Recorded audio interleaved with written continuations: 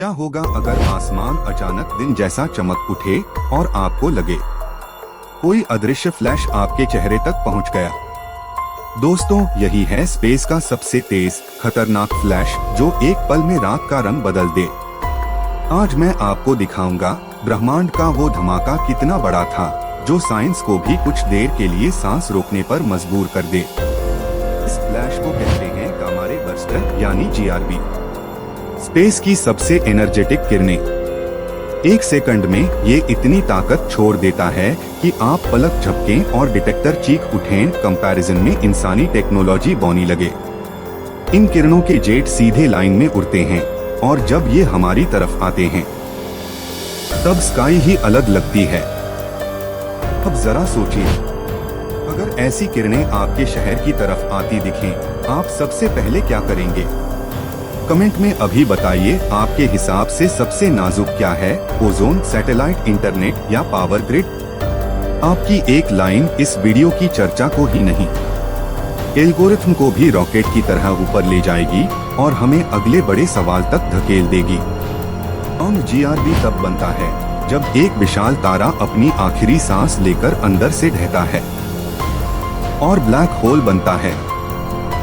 लगभग 10 सेकंड तक इसका जेट तारे की परतें चीरकर बाहर भागता है जैसे कोई अल्ट्रा पावर्ड ड्रिल। ये पल इतना हिंसक होता है कि आसपास की गैस, चुंबकीयत और रोशनी सब एक साथ पागल सी डांस करने लगती हैं। शॉर्ट GRB दूसरे तरह से बनते हैं। दो न्यूट्रॉन तारे टकराते हैं और एक झटके में भयानक किरणें छोड़ते हैं। 2017 में इसी तरह की घटना के साथ गुरुत्वाकर्षण तरंगे भी मिली। साइंस ने पहली बार दोनों संकेत एक साथ ट्रैक किए। इस टक्कर के बाद जो सुनहरी चमक बनती है उसे किलोनोवा कहा जाता है।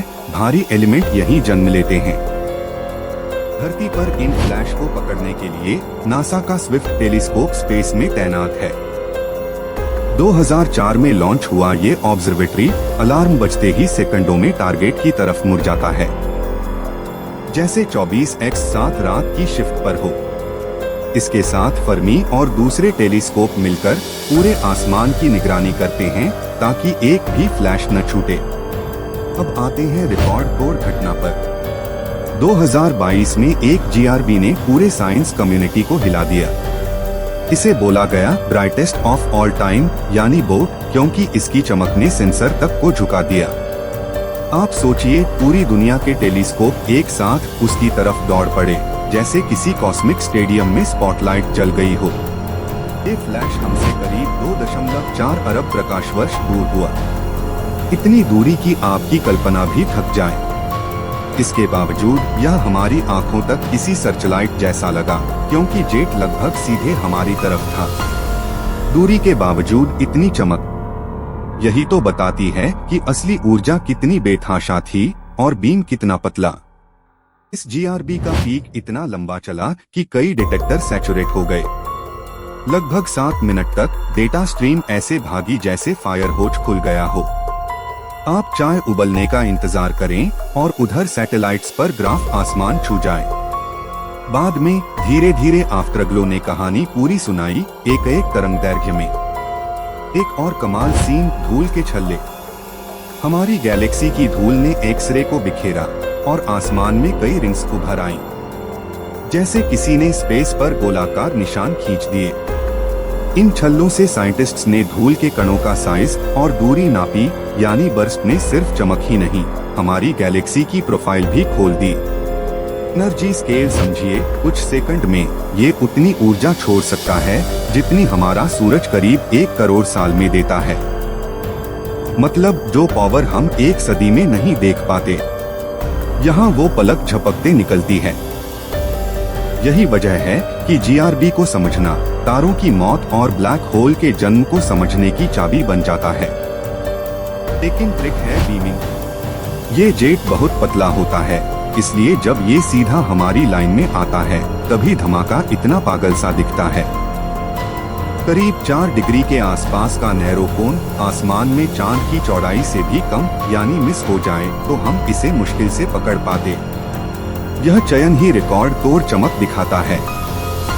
क्या ये धरती के लिए खतरनाक है?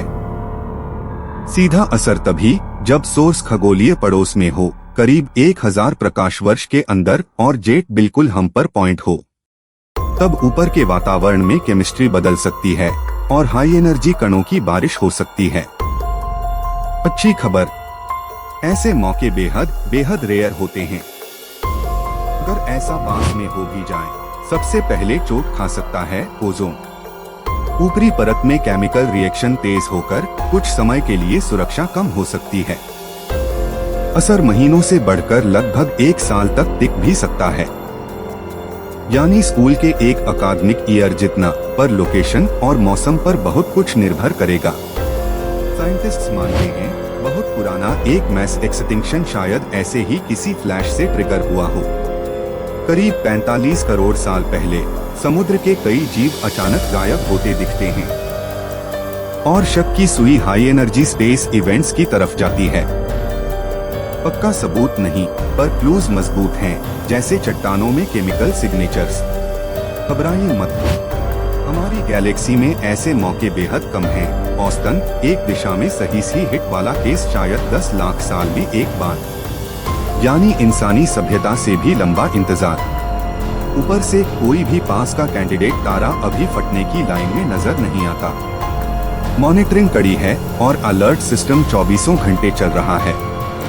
मल्टी मैसेंजर साइंस ने गेम बदल दिया है। 2017 में जो इवेंट मिला, रोशनी, गामा किरणें और गुरुत्वाकर्षण तरंगे साथ, उसने साफ किया कि हम अब सिर्फ रोशनी नहीं, पूरे कॉस्मिक मैसेज पढ़ सकते हैं। यही तरीका GRB जैसे धमाकों के असली माइंड मैप बनाता है और एनर्जी के रास्ते ट्रेस करता है। इंडिया की तरफ से ISRO का एक्सपोसेट आया एक्सरे पोलराइजेशन मापने के लिए, ताकि जेट की ज्योमेट्री और मैग्नेटिक फील्ड की दिशा समझी जा सके।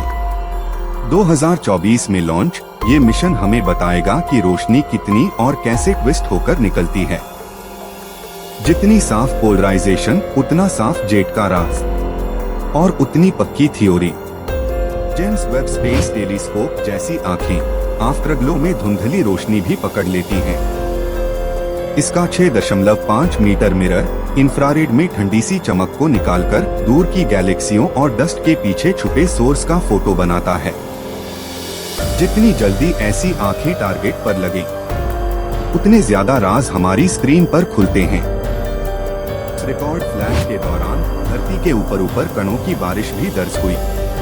कुछ डिटेक्टरों ने लगभग 1 मिनट तक high energy particle showers notice किए, यानी सिर्फ रोशनी नहीं, कण भी कहानी सुना रहे थे।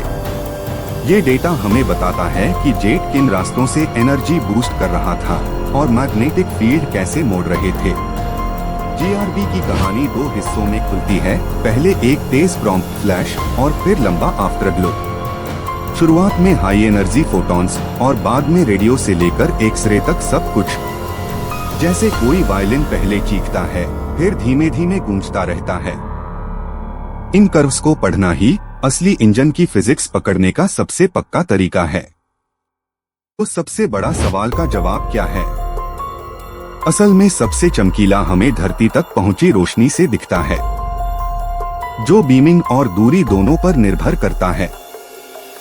GRB 221009 इसलिए लीजेंड बना, बीम बिल्कुल सही लाइन में था और इतना नजदीक कि हमारे डिटेक्टरों ने कह दिया, भाई ये तो ब्राइटेस्ट ऑफ ऑल टाइम है।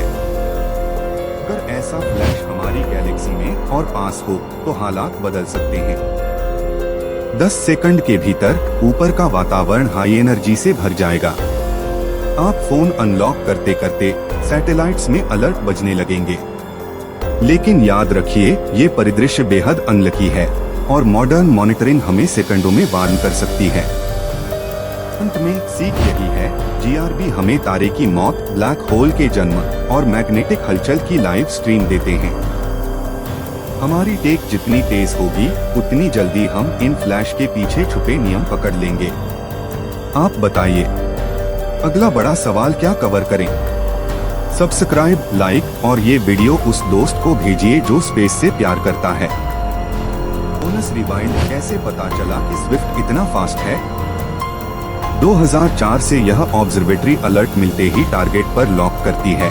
और कुछ ही पलों में बाकी टेलीस्कोप्स को लोकेशन भेज देती है। मतलब एक ग्लोबल टीम वर्क जहां हर आंख मिलकर कॉस्मिक क्राइम सीन को फ्रीज फ्रेम करती है ताकि कुछ भी मिस न हो। और हाँ, लॉन्ग जीआरबी के टाइम स्केल को याद रखिए, अक्सर बस 10 सेकंड के आसपास पर असर घंटों दिनों तक। यानी छोटा फ्रंट रो शॉट, लंबा पोस्ट क्रेडिट सीन। इसी लंबी आफ्टर ग्लो में हम डस्ट, गैस और होस्ट गैलेक्सी की असल तस्वीर पढ़ते हैं और बर्स्ट की एनर्जी बुककीपिंग पूरी करते हैं। डिटेक्टर ग्राफ जब छत छूते हैं तब सैचुरेशन लिखता है कि ब्राइटनेस नाप से बाहर चली गई। हमारे लिए ये भी क्लू है अगली बार सेंसर डायनामिक रेंज कैसे बढ़ाएं। हार्डवेयर अपग्रेड, सॉफ्टवेयर फिल्टर और रैपिड फॉलोअप, यही 3 चीजें मिलकर अगली बार की कहानी और साफ और तेज बनाएंगी। हमारी धरती ऊपर से देखने पर एक नाजुक नीली परत में लिपटी लगती है, यही हमें यूवी से बचाती है। जीआरबी जैसी हाई एनर्जी बारिश हो तो यही परत पहली ढाल बनती है।